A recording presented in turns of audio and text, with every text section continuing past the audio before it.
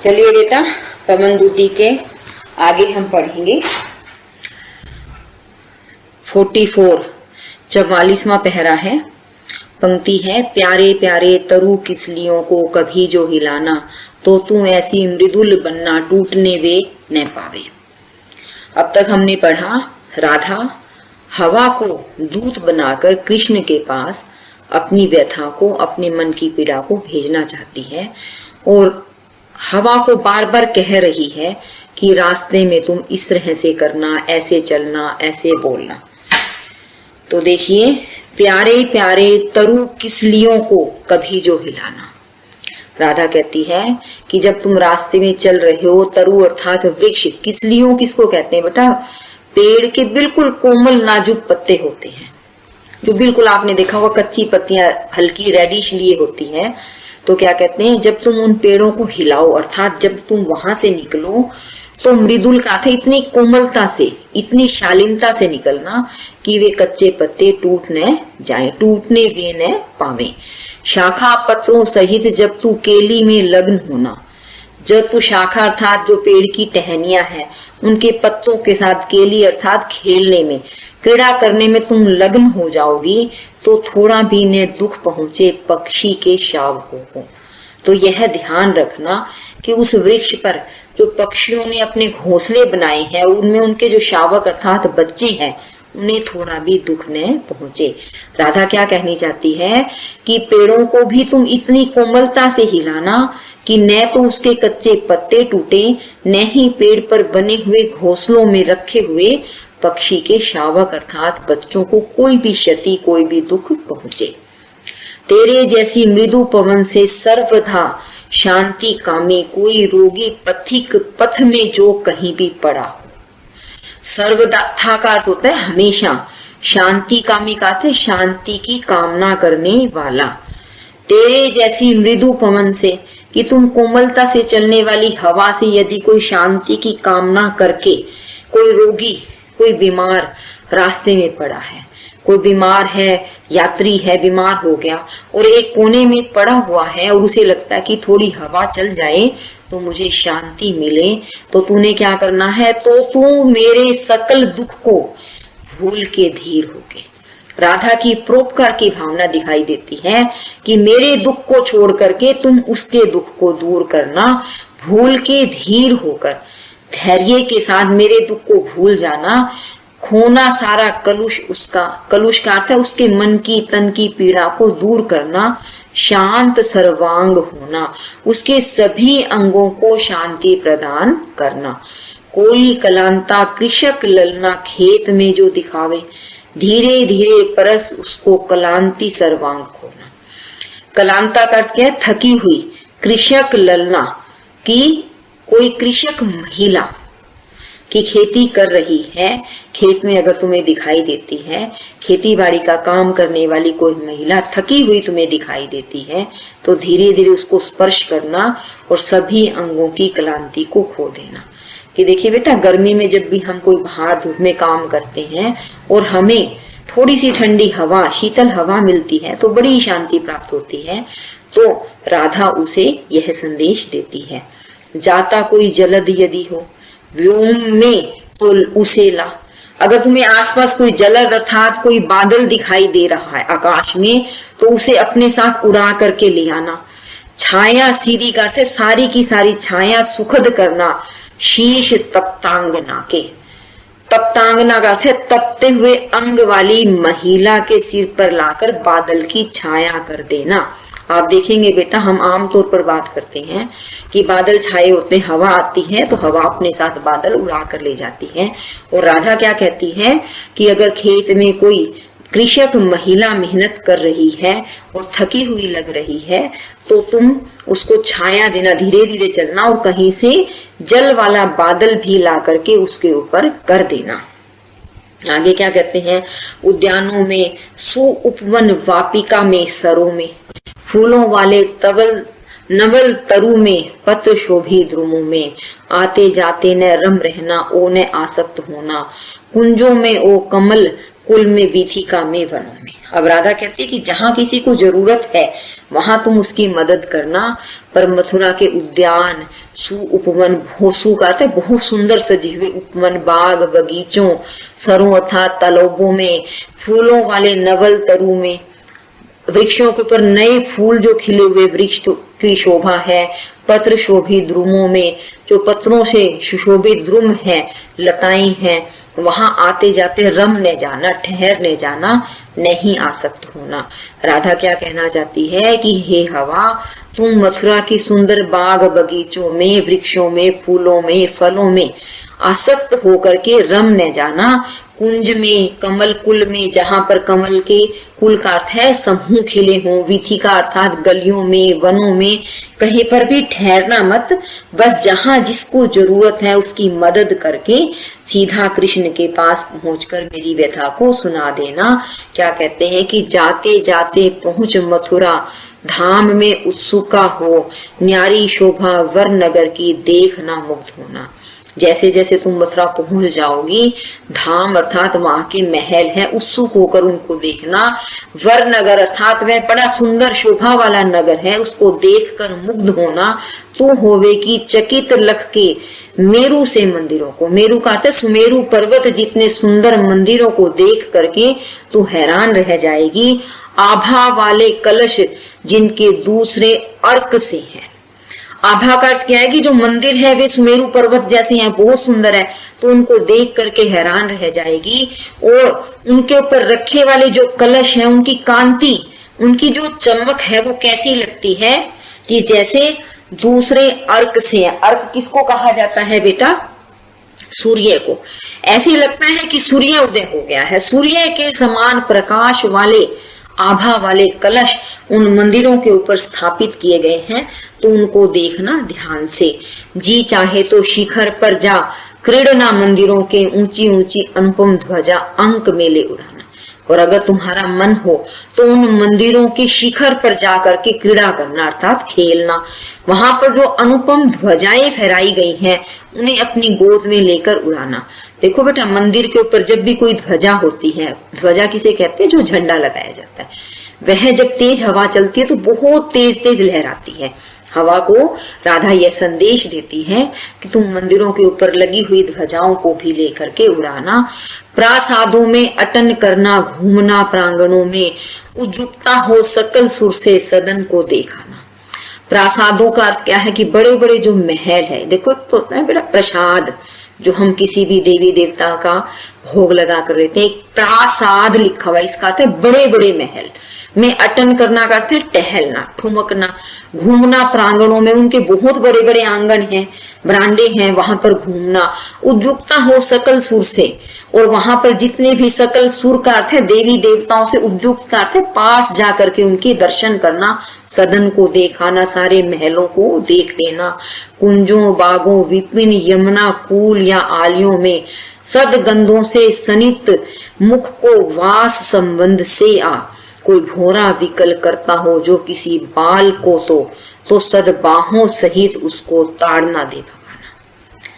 कि यदि तुम्हें लगे किसी कुंज में, बाग में, विपिन वनों में, यमुना कूल, यमुना के किनारे पर या महलों में सदगंधों से सनित मुख को, सनित का अर्थ है सदगंधों से युक्त मुख को, वास संबंध से, या वास संबंध करते सुगंध के संबंध में आकर के यदि कोई भंवरा किसी बालिका को विकल व्याकुल करता हो, परेशान करता हो, यहाँ पर महिलाओं की सुरक्षा को लेकर के राधा ने कहना चाहा है, तो उसको ताड़ना अर्थात डांट दे करके भगा देना, उसे वहां से दूर कर देना। तू पावेगी कुसुम गहने कांतता साथ पहने। तू वहां पर ऐसी कांतता करता है सुंदर महिला। क्या कहती है कि कुसुम गहने, फूलों से बने हुए गहनों को पहन करके, सुंदर गहनों को पहन करके सुंदर महिलाओं को देखेगी।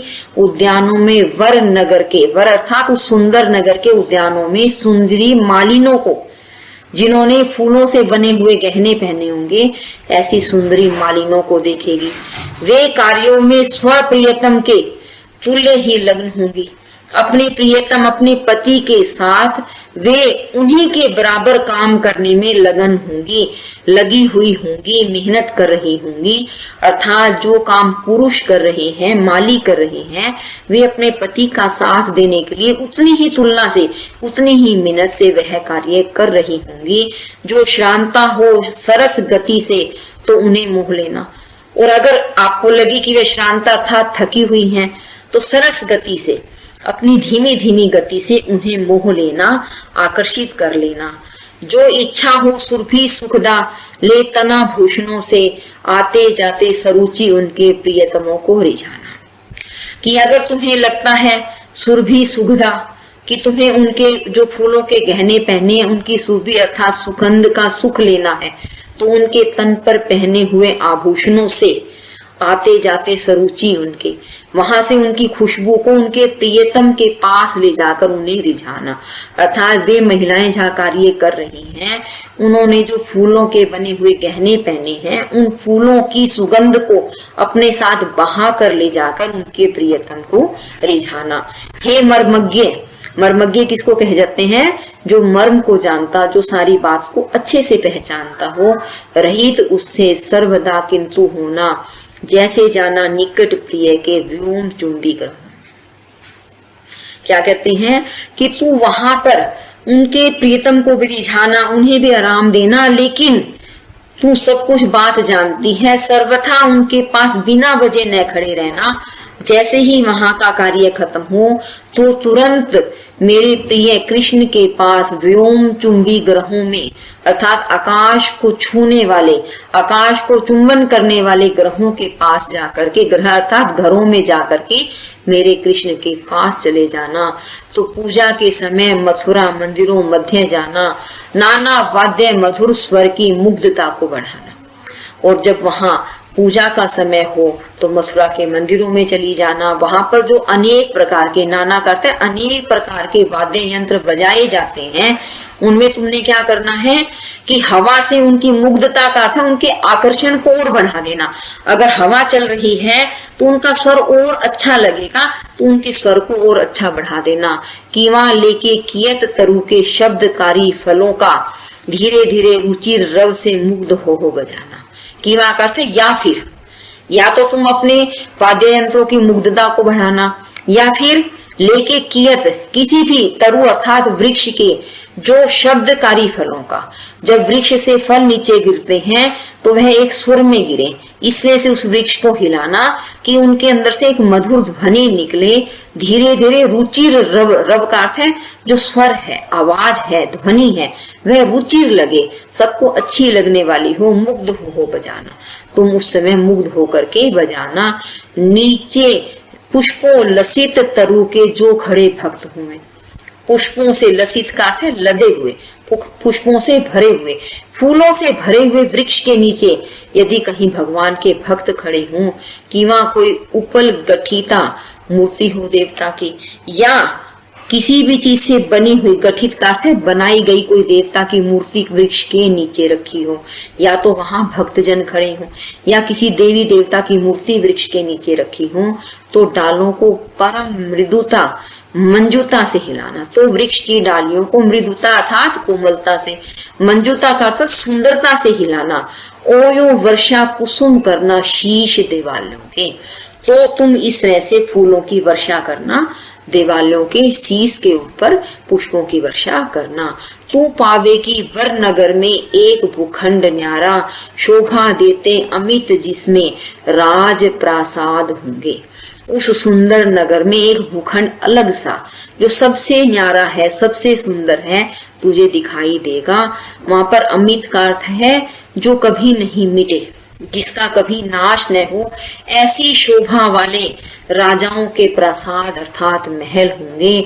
उद्यानों में परम सुषमा है जहां संचिता सी छीले लेते सरवर, जहां ब्रज की स्वच्छता है।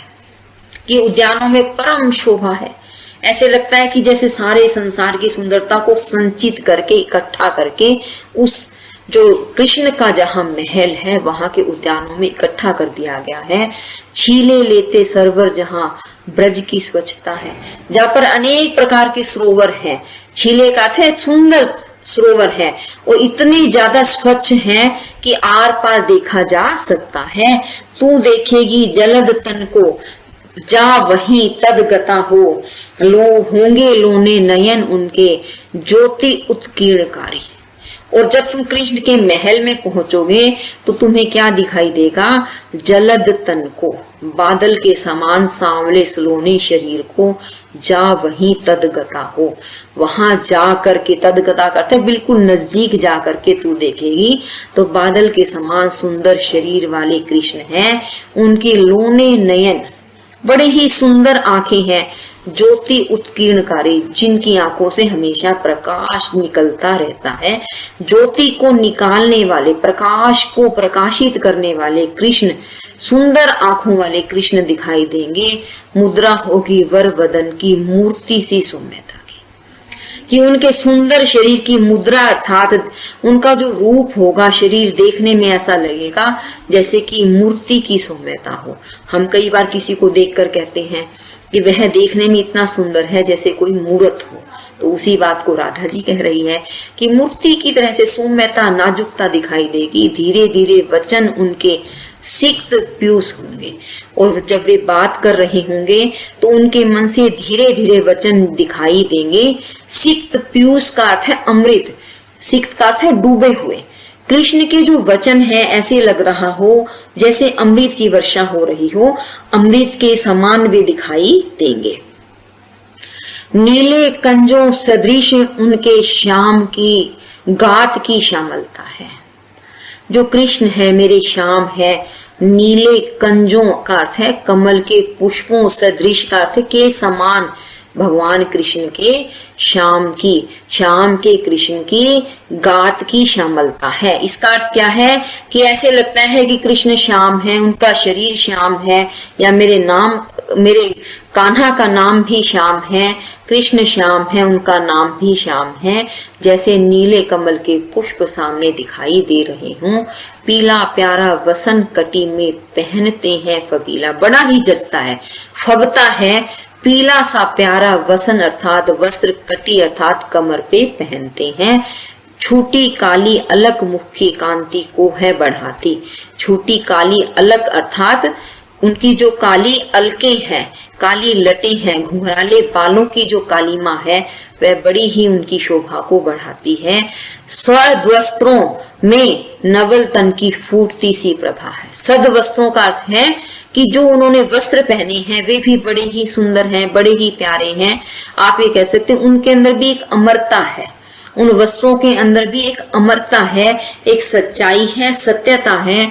जो उनका सुंदर तन है उस पर से ऐसे लगता है जैसे प्रभा सी फूट रही हो, प्रकाश सा फूट रहा हो। राधा के कहने का अर्थ क्या है कि कृष्ण की जो शोभा है वह अद्वितीय है। राधा क्या कहना चाहती है? कृष्ण की शोभा अद्वितीय है, अनुपम है, अनोखी है, उसका कोई तुलना नहीं की जा सकती, उसका कोई वर्णन नहीं कर सकता। आगे